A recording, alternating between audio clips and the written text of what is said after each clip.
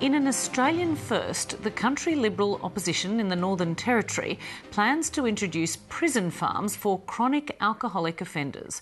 Just days out from the NT election, Lateline can exclusively reveal the opposition's radical new alcohol policy.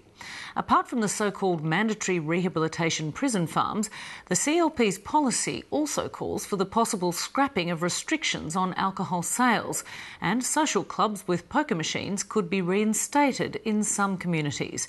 But one doctor has described the plans as dangerous and says they'll cause more deaths from alcohol. Suzanne Smith has our special report. Alison McClymont is the producer. Some would say Greg Dick is your typical outback Territorian. He has run the Alleron Roadhouse for 30 years. It sits next to the Allayuan Indigenous community, about 130 kilometres from Alice Springs. It is a tourist stop due to the giant Indigenous sculptures that adorn the surrounding hills.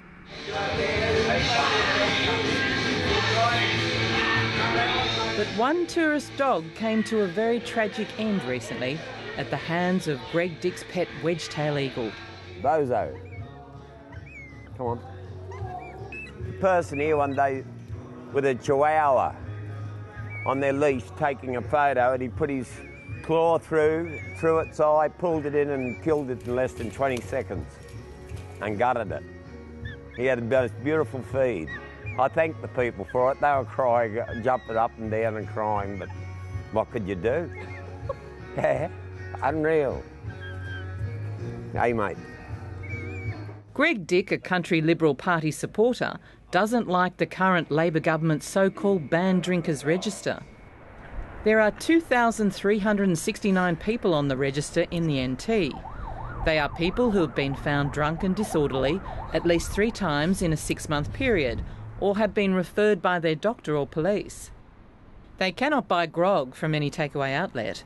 They can, however, buy grog at a pub or bar. Greg Dick says the system is unfair to tourists and business owners. If you're a customer, you want a 6-pack, could I have your ID, please?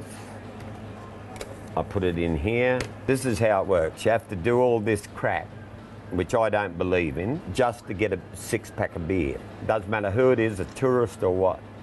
And this is the most embarrassing thing, is trying to, now we check to see if they're on the banned drinking. I can sell to him, see?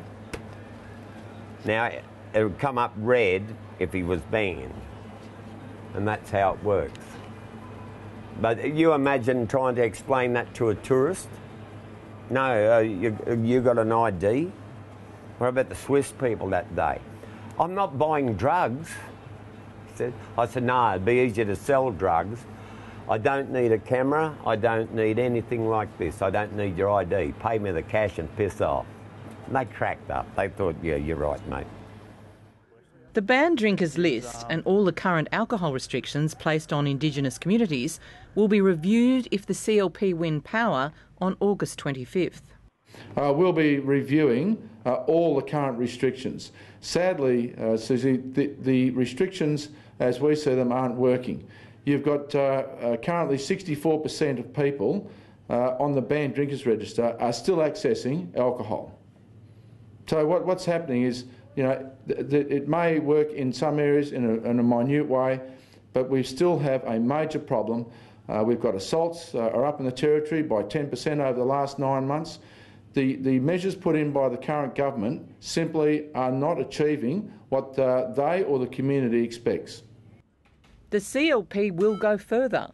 They will build 2 mandatory rehabilitation prison farms for repeat offenders. Under our program, if you get picked up 3 times in 6 months, right, you will be put before a tribunal. At that tribunal, you'll get the opportunity to do voluntary rehabilitation, where you can go off to one of the alcohol and other drug service providers. If you choose not to do the voluntary program, then you will be taken to a mandatory rehabilitation facility. There are 2 proposed in the Territory, where you will complete a 3-month rehabilitation program.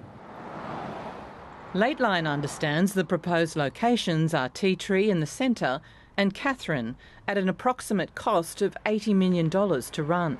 Currently in the Northern Territory, alcohol related problems cost us about $671 million. Now, we see that we can reduce a lot of those issues because that goes across health, law and order issues, times in courts, what little rehab there is at the moment. It is an expensive thing at the moment. We believe that to do nothing is just going to cost more. The CLP candidate for the Central Australian seat of Stewart, Bess Price, says it is time for a tough love approach. I've seen more drunks out there, and I think people are too soft. People are too soft because they're Aboriginals, you know, who are drunks. And I think we need to get tougher with them. And if we have centres that are out in the regional centres, I think it would work. I believe we could see some difference in the near future.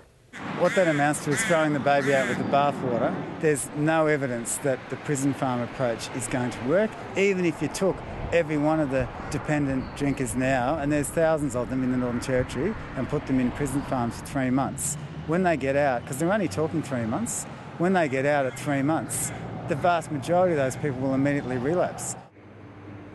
Medical expert Dr John Boffa says the policy is dangerous. That is flying in the face. It's like putting your head in a bucket and saying, forget about evidence, forget about research.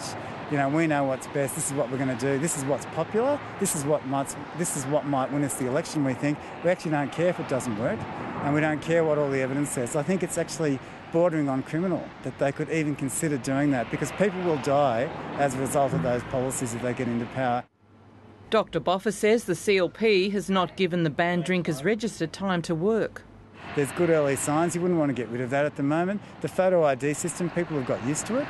It really helps with underage people not being able to purchase alcohol. It takes away all the guesswork at the sale end, and I think the traders quite appreciate that. So I think it's a very misguided approach. And at worse than that, I think it's going to be very harmful. I think it's going to create many more drunk people on the streets in the Northern Territory. If elected, the CLP will not only look at liberalising the current alcohol restrictions, they may also bring back social clubs and poker machines. Peter Stiles says because poker machines are banned, thousands of dollars are lost in informal card games in the communities.